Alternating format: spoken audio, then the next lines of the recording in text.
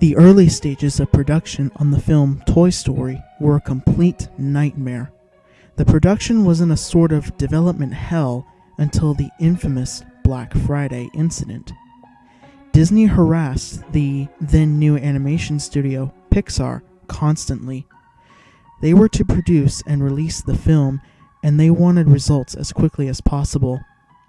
Disney tried everything to eliminate Pixar's efforts to deviate from the Disney formula, even at times threatening to shut the production down. Disney sent notes on revisions that they thought would improve the film.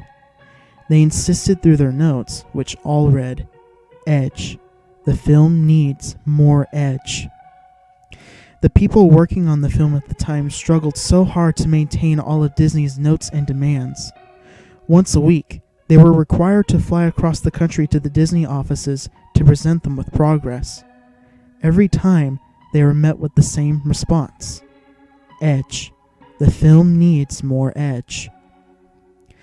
Pixar revised the film so hard to meet the deadlines that it resulted in some rather interesting changes. In order to achieve edge, the film became quite a lot darker. Woody became a wildly unlikable character, much angrier and far less comedic than in the final film. Bo Peep's role in the story was far more prevalent, often flirtatious towards the male characters, and is the first to accuse Woody of pushing Buzz out the window. Buzz Lightyear was referred to at this point in production as Lunar Larry. He's highly reminiscent of an older superhero, talking in a deeper voice, and is even more deluded and ignorant of his surroundings. The other toys were relatively unchanged, save for minor aesthetic differences. Pixar employees worked literally 24/7 non-stop. Director John Lasseter joked on more than one occasion that he had the best parking space at the office because his car hadn't moved for over 3 days. Some of the writers and storyboard artists began to suffer from chronic insomnia. A few writers reported seeing visions of Buzz and Woody taunting them on their lack of progress, chanting, "Edge. The film needs more edge." Many of the initial writers quit due to the stress it was putting on their personal lives, much to the distress of the remaining crew. By November of 1992, there were 2 of the 5 writers left, and only 1 of the 3 storyboard artists. The remaining storyboard artist was named Ralph Thompson. He joined the Pixar team in the winter of 1987, working on short films such as Tin Toy and Knick Knack. He, at the same time, did some storyboard work for The Nightmare Before Christmas with fellow artist Joe Ramp. Joe came down with a serious illness and hadn't been to work in a week. Ralph worked constantly in fear of the inevitable correction by Disney. More edge, more edge. Each presentation meant another row of sleepless nights of rewriting and redrawing the same characters in the same bedroom over and over and over. It was maddening. One morning, John Lasseter, Andrew Stanton, and other higher-ups at Pixar came into the office and told everybody what happened after their last meeting. Disney felt that things were not looking very good for the film and demanded that, in less than a week, they see the complete film and story reels, storyboards with audio, with massive revisions. There was a general groan and whining from the crew, and they went back to working. Ralph worked harder than all others involved. Sometimes, at 2 o'clock in the morning, one of the writers would walk into Ralph's office with a packet of newly written scenes, more to draw, and with more drawings meant more scratch voice work. When a film is still in the writing/storyboarding stages, artists will do temporary voices for the story reels.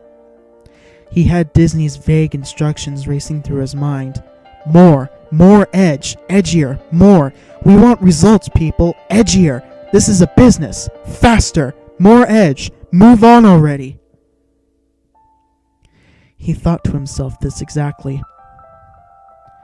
The film needed an edge. It needed to be darker, more cynical. It needed more adult humor in situations. It needed an attitude. Of course. Ralph, you goddamn retard. How couldn't you see it sooner? Edge. All of those hundreds of hours bent over a desk, and all you needed was edge. Why didn't you listen sooner? He gave the film an edge. The story reels were flown over with the main crew to the head offices at Disney. The date was November 27th, 1992, Black Friday. The film was brought into the Disney screening room. The reel was about 48 and a half minutes long. The movie started out as a Western-style shootout between Woody and Andy, resulting in Andy being shot down. It's revealed that this was just a game played inside of Andy's mind. The film continued on with little problems for about the first 20 minutes or so, though several gags seemed off with the overall tone of the film. For example, Mr. Potato Head would pull one of his eyes out and kick them under Bo Peep's dress for a look-see. There were several scenes of Woody yelling at the toys to stop caring about Buzz, Larry, and to pay attention to him, culminating in insults or minor acts of violence. The scene came where Andy could only take one toy to Pizza Planet, and Woody pushed Buzz out the window. Woody offered to shake hands with Buzz, Larry, only to throw him out the window. There was a stock smashing noise. The other toys were shocked and antagonized Woody for what he had done. Woody showed little remorse and screamed at Slinky Dog to make the toys stop harassing him. After much yelling, and one of the Green Army men saying the word, "God damn," the toys grabbed Woody and tossed him out the window as well. He fell onto the ground with a low thump. Cheering was heard from the interior of the house. The quality on the storyboards became much less refined, and almost like chicken scratches. Woody got up and saw Buzz, Larry. Buzz's body was shattered on impact. His arms and legs were broken off and located only a few inches away. There was a large crack down the middle of the chest, revealing a mess of buttons and wires inside. He gave off a sort of electrical twitch motion in his head. His eyes looked as if they were about to pop out of their plastic sockets. The twitching stopped after a few moments, and Woody looked in fear at what he had done to Buzz, and ran off. There was a jump cut to the scene where the two got stuck in a claw machine. The storyboard art was back to its normal level of quality. The machine was filled with sunglasses wearing pizzas, as opposed to the aliens in the finished movie. Buzz was completely unharmed and intact. The scene was almost identical to the final film. Sid, the antagonist in control of the claw, was wearing a yellow shirt and smoking 3 cigarettes at once. The claw grabbed Woody and Buzz, Larry, putting them in the clutches of Sid. There was another jump cut, once again returning to the chicken scratch style of artwork. The scene was inside of Sid's room. Woody looked around the room in fear. He tiptoed around the room and collapsed after seeing one of Sid's mutant toys. The reel now showed unrelated test animation of the characters running. A few seconds of Buzz, Larry, running in place, a few seconds of Woody running, and nearly a minute of the two running together. The footage appeared distorted and Spanish text was present on the screen, which said, "It looked like clay models that got life." There was now a shot of Woody standing in front of a black background, and the trademark Pixar ball was rolling around in the distance. The animation now was the traditional animation style of a typical 2D Disney film. Woody was completely naked, with anatomically correct features, and stared directly into the camera. His flesh began to rot away, with the exception of his eyes, which remained intact. Woody began to moan in a low voice. What remained of his lips curled into a smile, bits of flesh peeling off as this happened.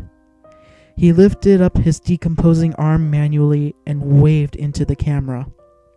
His fingers dug into his eyes.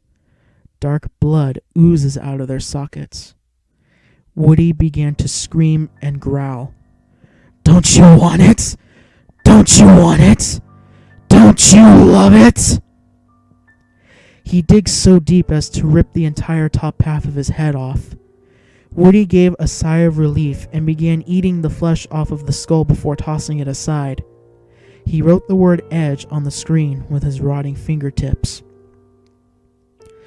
The remaining 15 minutes of the reels were pencil scribbles accompanied by the shrill screams of a young woman. The word Edge was burned into the projection screen. The screening ended in complete silence. Chairman of Disney at the time, Jeffrey Katzenberg, walked out of the screening quietly telling his colleagues, "Notes." They were following all of the notes we were giving them. Upon returning to the Pixar offices, writer Pete Docter found the body of Ralph Thompson in an enormous pile of paper in his office. Further analysis found that the cause of death was a heart attack brought on by a lack of sleep and stress. The papers were all storyboards and animation cells of the final coherent scene of Woody. The word Edge scrawled on the back of each one.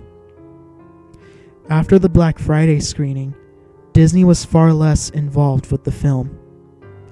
Pixar was given the freedom to make the film their way.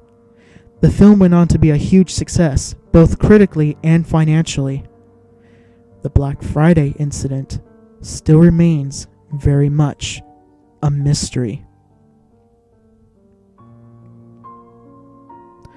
Further information. There was a short bonus feature on the Toy Story Blu-ray about the incident, curiously not mentioning the more notable scenes. It can also be found on YouTube for anyone who is curious to see the whitewashed history. Disney produced the short documentary to avoid discussing the incident. If you contact them about it, you'll be redirected to the Blu-ray's Amazon page, if you get a response at all.